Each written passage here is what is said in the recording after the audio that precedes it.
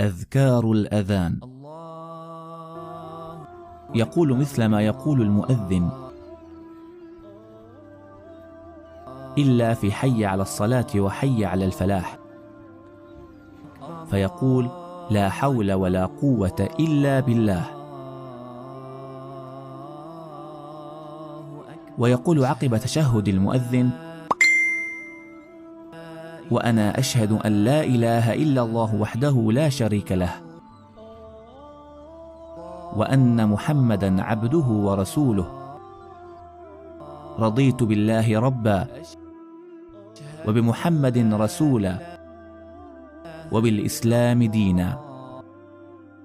وبعد فراغه من إجابة المؤذن يصلي على النبي صلى الله عليه وسلم.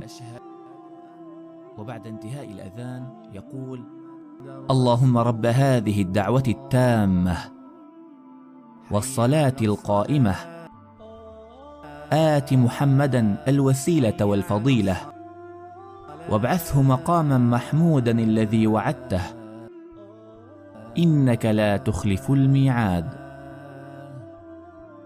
ويدعو لنفسه بين الأذان والإقامة، فإن الدعاء حينئذ لا يرد.